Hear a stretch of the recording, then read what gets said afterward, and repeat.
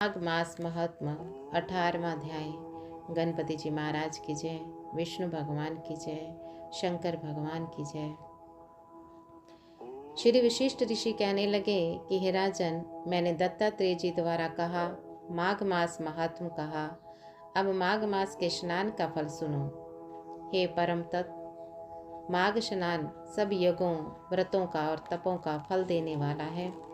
माघ मास स्नान करने वाले स्वयं तो स्वर्ग में जाते ही हैं, किंतु उनके माता पिता और दोनों कुलों को भी स्वर्ग की प्राप्ति होती है। जो माघ मास में सूर्योदय के समय नदी आदि में स्नान करता है, उसके माता पिता के 7 कुलों की पीढ़ी स्वर्ग को प्राप्त होती है। माघ मास में स्नान करने वाले दुराचारी और कुकर्मी मनुष्य भी पापों से मुक्त हो जाता है, और इस मास में हरि का पूजन करने वाले पाप समुदाय से छूटकर भगवान के समान शरीर वाले हो जाते हैं। यदि कोई आलस से भी माघ में स्नान करता है, उसके भी सब पाप नष्ट हो जाते हैं। जैसे गंधर्व कन्याएं राजा के श्राप से भयंकर कल को भोगती हुई लोमश ऋषि के वचन से माघ में स्नान करने से पापों से छूट गई। यह वार्ता सुनकर राजा दिलीप विनय से पूछने लगा कि हे गुरुदेव, ये कन्याएं किसकी थी? उनको कब और कैसे श्राप मिला? उनके नाम क्या थे? ऋषि के वाक्य से कैसे श्राप मुक्त हुई और उन्होंने कहाँ पर स्नान किया? आप विस्तार पूर्वक सब कथा कहिए। वशिष्ठ जी कहने लगे कि हे राजा, जैसे अरणी से स्वयं अग्नि उत्पन्न होती है, वैसे यह कथा धर्म और संतान उत्पन्न करती है। हे राजन, सुख संगीत नामक गंधर्व की कन्या का नाम विमोहिनी था। सुशीला तथा स्वरवेदी की सुसंभरा, चंद्रकांत की सुतारा तथा सुप्रभा की कन्या चंद्रिका, ये 5 सब समान आयु वाली तथा चंद्रमा के जैसे कांति वाली और सुंदर थी। जैसे रात्रि को चंद्रमा शोभायमान होता है, वैसे ही पुष्प की कलियों के समान खिली हुई ये अप्सराएं थी।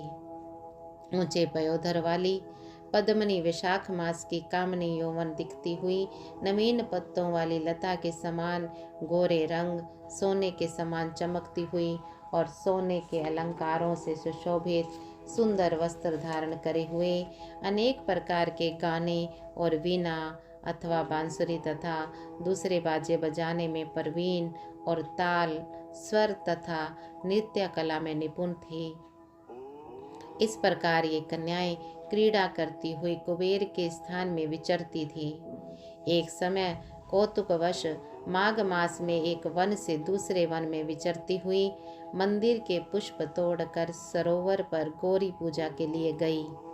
स्वच्छ जल के सरोवर में स्नान करके वस्त्र धारण कर मौन हो बालू मिट्टी की गौरी बनाकर चंदन कपूर कुमकुम और सुंदर कमलों से उपचार सहित पूजन करके ये 5 कन्याएं ताल नृत्य करने लगी।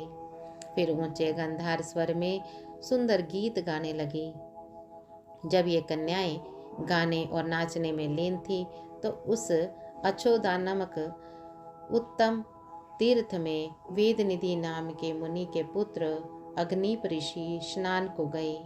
वहाँ युवा ऋषि सुंदर मुख, कमल समान नयन, विशाल छाती, सुंदर भुजाओं वाला दूसरे कामदेव के समान था। शिखा सहित दंड लिए, मृग चरम ओढ़े, यज्ञोपवीत धारण किए हुए था।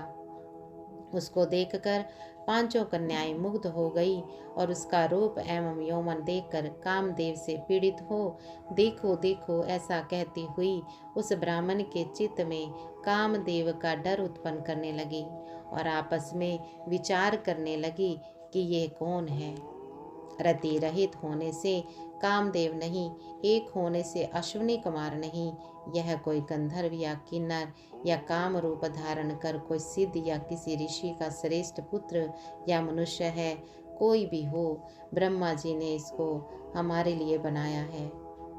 जैसे पूर्व कर्म के प्रभाव से संपत्ति प्राप्त होती है, वैसे ही गौरी जी ने हम कुमारियों के लिए श्रेष्ठ वर दिया है।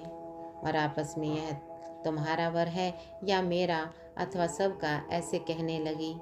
जिस समय उस ऋषि पुत्र ने अपने मदहन की क्रिया करके ऐसे वचन सुने तो वह सोचने लगा कि यह तो बड़ी समस्या उत्पन्न हो गई। ब्रह्मा विष्णु महेश आदि देवता तथा बड़े योगेश्वर भी स्त्रियों के भ्रम जाल में मोहित हो गए हैं। इनके तीक्ष्ण बाणों से किसका मन रूपी हिरण घायल नहीं हो सकता। जब तक नीति और बुद्धि रहती है तब तक पाप से भय रहता है। जब तक तप की गंभीरता रहती है यम विधि का पालन होता है, तब तक मनुष्य स्त्रियों के काम रूपी बाणों से भीगा नहीं जाता। ये मुझे उन्मत्त और मुग्ध कर रही है। किन गुणों से धर्म की रक्षा हो सकती है? स्त्रियों के मांस, रक्त, मलमूत्र से बने घृणित और अशुद्ध शरीर में कामी लोग ही सुंदरता की कल्पना करके रमन कर सकते हैं। शुद्ध बुद्धि वाले महात्माओं ने स्त्रियों के पास रहना कष्टकारक कहा है। सो जब तक यह पास आवे घर चले चलना चाहिए। अतः जब तक यह उसके पास आई वह योग बल से अंतर ध्यान हो गया। ऋषि पुत्र के ऐसे अद्भुत कर्म देखकर वह चकित होकर डरी हुई चारों तरफ देखने लगी और आपस में कहने लगी कि यह क्या इंद्रजाल था जो देखते देखते विलीन हो गया। और वह विरह की अग्नि में जलने लगी और कहने लगी कि हे कांत, तुम हमको छोड़कर कहाँ चले गए?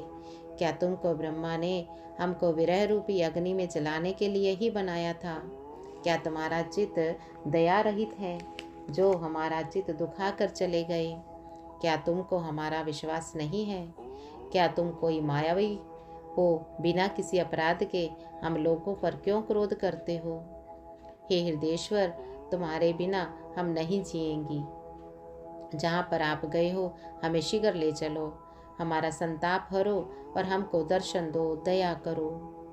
सज्जन लोग किसी का नाश नहीं देखते।